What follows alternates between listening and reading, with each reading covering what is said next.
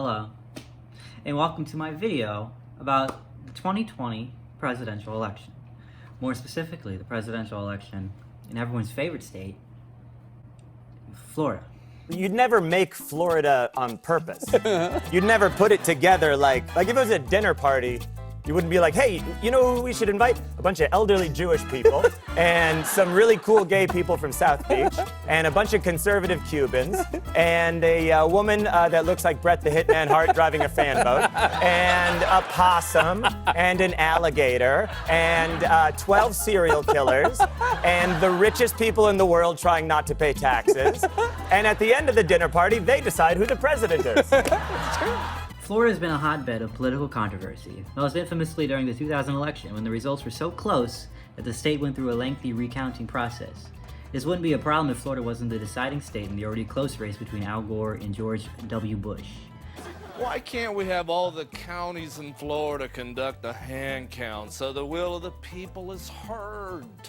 'Cause the recount went all the way to the Supreme Court, and the Sunshine State has been a deciding factor in every election since. CNN projecting another win for the president in Florida. 100,000 vote lead for Barack Obama. As the president defeated Mitt Romney by some 74,000 votes. CNN projects Donald Trump will carry the state of Florida. It's no surprise that current presidential candidates Donald Trump and Joe Biden have been campaigning in Florida extensively.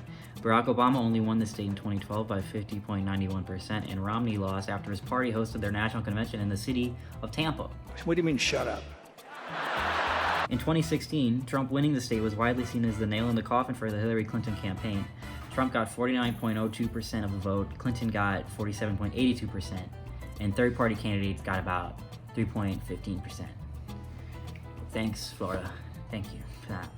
So, this state has a constantly changing political climate and 29 extremely important electoral votes. So how's it looking this time around?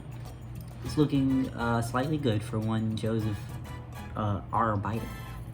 If he takes the Sunshine State, President Trump has a much narrower path to victory. Right now, he's trailing Biden, but only slightly. With a record 7.3 million votes already in, the split shows Democrats with an edge. It seems like Florida is going to be an extremely interesting race once again this November. 538 gives Biden a 61% chance of winning, and many polls have been outside the margin of error. So why is Biden doing so good in the same state his competitor won just 4 years ago? This question is extremely puzzling when you consider the state's politics. The governor of the state is Ron DeSantis, a true Trump apostle. Reception of his governorship has been mixed, with his popularity going down as the COVID-19 pandemic has gone out of control in the state. The two senators, Marco Rubio and Rick Scott, are generally popular amongst their constituents, and both have aligned themselves with President Trump, even when Trump doesn't give one of them proper respect. It's Rubio! DeSantis, Scott, and Rubio are all free of elections this year, so the only major way to see if Florida is shifting blue is the big election itself. Trump has been doing multiple rallies and town halls in the state to try and boost his waning popularity and curb Biden's lead, but it's clear to see that Biden has been convincing some of the swing voters to swing, Austin Powers style. Oh, behave. Yeah. Trump's biggest base has consistently been older white people, and the largest retirement home in the country, Florida's own The Villages, recently held a little a golf cart parade supporting the Biden-Harris ticket. This is a microcosm of Trump's big problems in the state, and a microcosm of his big problems in the country at large. His lack of political experience was one of his campaign's key selling points in 2016, but his response to serious issues like COVID-19 and police brutality have been scaring off some of his most ardent supporters. Unemployment in Florida currently hovers around 7.4%. I can only imagine the undecided and the unemployed are carefully studying Trump and Biden's plans for handling the economic effects of the pandemic. Of course, most of Trump's ardent supporters are still ardent. When did you get out here to see Donald Trump? About 26 hours ago, 10 o'clock yesterday morning. One surprisingly divided block of Florida voters is the Latino community. Hispanics and Latinos make up 25.6% of the state's demographic, second overall, and one of the biggest shares of the ethnicity in the country. Trump's rhetoric on illegal immigration has of course moved the Mexican-American vote to Biden's square, but his attempts to associate Biden and the Democratic Party with communist and socialist ideologies have been surprisingly effective among immigrants from countries negatively affected by socialism, like Cuba and Nicaragua. Joe Biden is the puppet of the radical left-wing movement that seeks the complete elimination of America's borders and boundaries. That would be all well and good if these claims were actually true. Joe Biden was criticized by his primary opponents for being too moderate and too willing to work with Republicans. His biggest opponent, Senator Bernie Sanders, was a self-proclaimed democratic socialist, but even his ideals were a far cry from that of Fidel Castro. Despite this, Trump has managed to establish a foundation of misinformation that has been working in his favor, and Biden has been struggling to keep up, trying to win over voters he never thought he would have to win over. One of the 9 counties that Clinton won in 2016, Miami-Dade, has been shifting more and more right since Trump began this McCarthy-style campaign. The Hispanic Latino community is only growing in Florida, and they could end up being the deciding factor in this key battleground state. Or maybe old white people will be the deciding factor. I don't know. Florida's weird. Florida's very, very weird. I'm not a state! I'm a monster! Florida is the home of many great American industries. Agriculture, international trade, aerospace and aviation, life sciences, theme parks.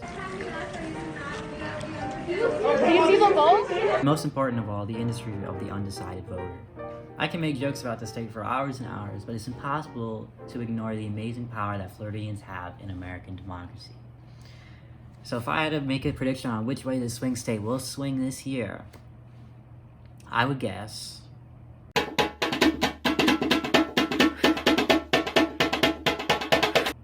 Biden will win Florida.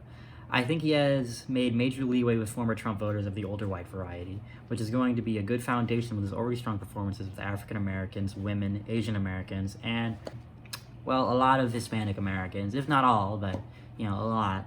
I think it's going to be close, Trump still has his fans, and many of his fans are still extremely devout in a way not often seen in American politics.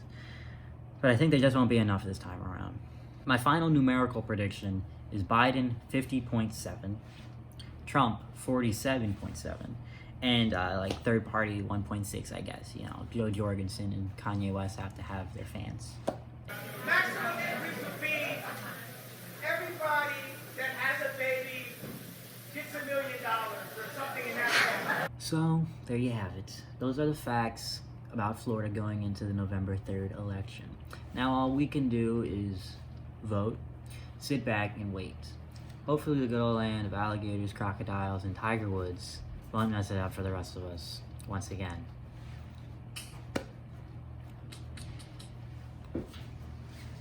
I was not elected to serve one party. You were not elected.